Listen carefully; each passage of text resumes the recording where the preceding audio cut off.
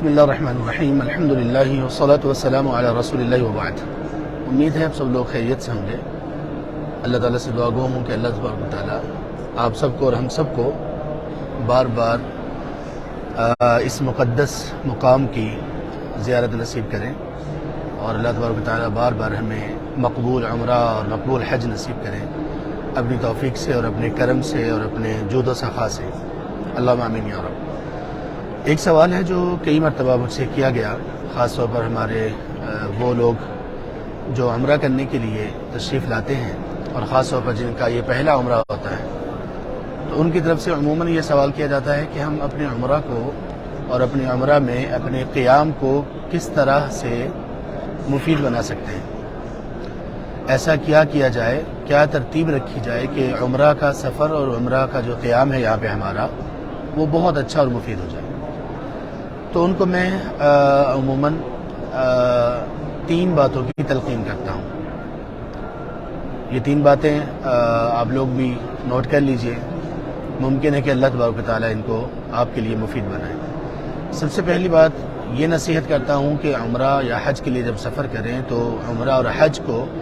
اچھی طرح سے سیکھ لیں۔ اگر آپ آنے سے پہلے نہیں سیکھ سکے تو آنے کے بعد سیکھ لیں۔ سیکھنے کا کیا مطلب ہے؟ ممکن ہے کہ ہمیں عمرہ کا طریقہ معلوم ہو اور بہت اچھی طرح سے معلوم ہو۔ سیکھنے کا مطلب یہ ہے کہ عمرہ اور حج کے مقاصد کیا ہیں، احرام کے مقاصد کیا ہیں، احرام کی پابندیاں اور ان کے پیچھے حکمتیں وہ کیا ہیں، عمرے کے طریقے میں طواف کے مقاصد، سعی کے مقاصد، اور صفا اور مروہ پہ پڑھی جانے والی وہ دعائیں اور کلمات جو نبی صلی اللہ علیہ وآلہ وسلم پڑھا کرتے تھے، ان سب کے پیچھے کیا ہے۔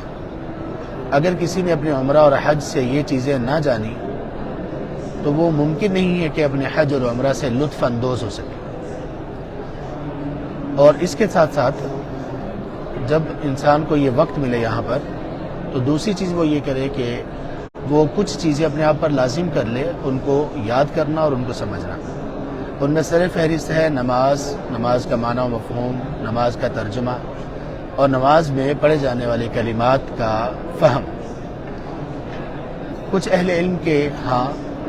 کم از کم جو علم ہر مسلمان مرد و خاتون پر فرض ہے اس کو حاصل کرنا، اس علم کی ایک مقدار یہ بھی ہے کہ اسے یہ معلوم ہو کہ وہ نماز میں اللہ اکبر سے لے کر السلام علیکم ورحمۃ اللہ وبرکاتہ تک نماز کے کلمات کو سمجھتا ہو۔ تو اگر آپ نے اس سے پہلے نماز کے کلمات، نماز کا معنی اور مفہوم نہیں سمجھا اور یاد کیا تو اللہ کے لیے ان دنوں میں اپنے آپ پر لازم کر لیجئے کہ ہم یہ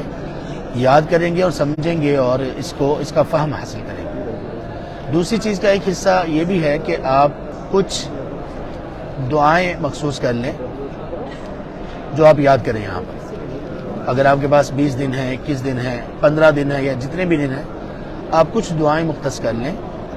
کہ یہ دعائیں میں نے یاد کرنی ہیں، اور ان میں سر فہرست صبح شام کی وہ دعائیں اور وہ اذکار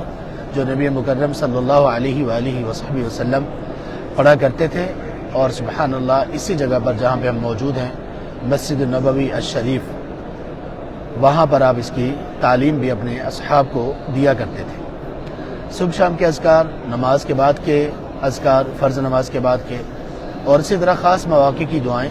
یہ آپ اپنا ہدف اور ٹارگٹ سیٹ کر لیں کہ میں وہاں پر جاؤں تو وہاں پر جا کر یہ چیزیں مجھے یاد کرنی ہیں۔ دوسری جو چیز ہے اسی کا ایک حصہ یہ بھی ہے کہ ہم قرآن کریم کو پڑھنا سیکھیں یہاں پر آ کر۔ یہاں پہ جو حلقات ہوتے ہیں، اگر پڑھنا نہیں آتا، اگر پڑھنا آتا ہے تو پھر ہم کچھ مقرر کر لیں کہ عمرے کے سفر یا حج کے سفر میں مجھے قرآن کا اتنا اور اتنا حصہ یاد کرنا ہے، حفظ کرنا ہے۔ یہ دوسری چیز تھی جس میں فردر 3 چیزیں تھیں۔ اور تیسرے نمبر پر جو کام کرنے والا ہے، جو آپ کی عمرہ کو انشاءاللہ حسن بخشے گا اور آپ کو اس کا ٹیسٹ نصیب کرے گا، وہ یہ ہے کہ یہاں پر آپ کچھ وقت مختص کریں اکیلے تنہائی میں غور و فکر، تدبر اور اللہ سے باتیں کرنے کے لیے۔ بہت اللہ سے باتیں کریں، بہت غور و فکر اور تدبر کریں، جو زندگی گزر چکی ہے اس پر بھی اور جو آنے والے ایام ہیں اس پر بھی، اپنی قبر، اپنی آخرت اور قیامت، اپنی جنت اور اپنی جہنم، اپنی جنت اور جہنم، اس کے متعلق بہت غور کریں۔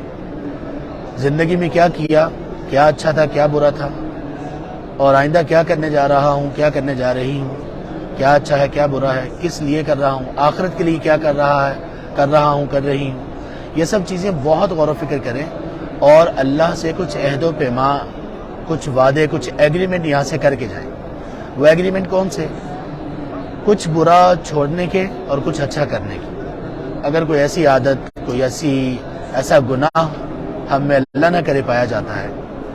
تو ہم یہاں پہ عہد کریں کہ یا رب، آپ نے مجھے توفیق بخشی، عمرہ کی سعادت سے مجھے سعادت مند بنایا، مجھے مسجد النبوی الشریف وہاں کی آپ نے زیارت بخشی، اے اللہ میں اس کے شکرانے کے طور پر آپ سے یہ عہد کرتا ہوں، آپ کی فلاں اور فلاں نافرمانی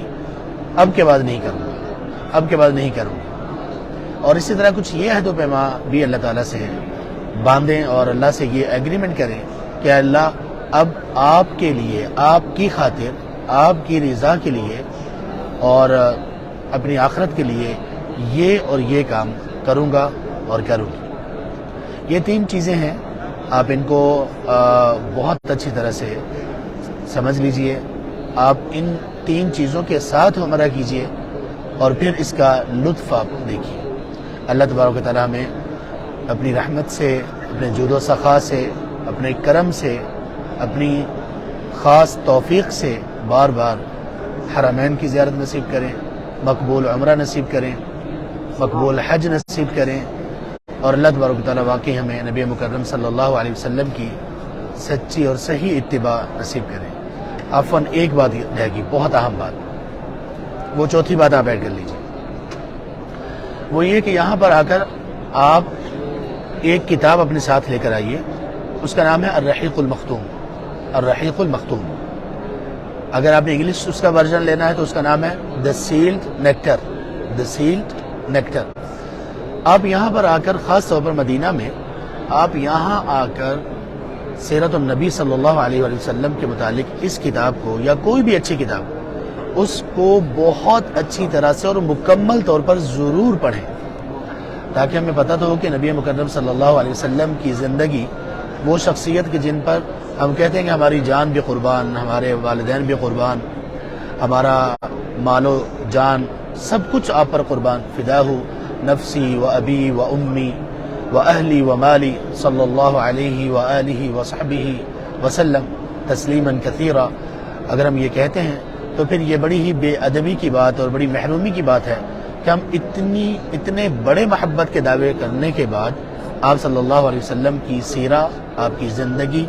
آپ کے شب و روز کے متعلق علم نہ رکھتے ہیں۔ تو حج اور عمرہ کے سفر میں یہ کام بھی ضرور کیجیے، اور یہ سارے کام کرنے کے لیے آپ کو جن چیزوں کی ضرورت ہے ان میں سے ایک یہ ہے کہ اپنے موبائل کا استعمال کم کیجیے، خاص طور پر شو آف اور ریاکاری کے لیے، خاص طور پر احرام کی حالت میں اس کا استعمال کرنا، اس سے بہت اجتناب کیجیے۔ آپ جس ہوٹل میں ہیں وہاں پہ ٹی وی دیکھنا، انٹرنیٹ اور اس کا یوزیج کرنا، اس کو کم کر دیجیے۔ یہ سب چیزیں آپ کریں گے تو انشاءاللہ بہت فائدہ ہوگا۔ فائدے کے طور پر ایک بات یہ بھی ہے، انشاءاللہ اس کو مزید اگلے سیشن میں بھی ہم کچھ بیان کریں گے، کہ یہاں عمرہ کر لینے کے بعد، ایک عمرہ کر لینے کے بعد آپ زیادہ طواف کی طرف توجہ دیں، طواف زیادہ کریں، اس میں خیر ہے۔ اس پر ایک مستقل ویڈیو انشاءاللہ ہم دوبارہ سے ریلیز کریں گے، جس میں یہ ہوگا کہ ہمیں یہاں آنے کے بعد عمرے زیادہ کرنے چاہیے، وہ بہتر ہے، یا کہ طواف زیادہ کرنے چاہیے۔ اللہ تبارک و تعالیٰ اپنی رحمت سے ہمیں خیر پر اور دین پر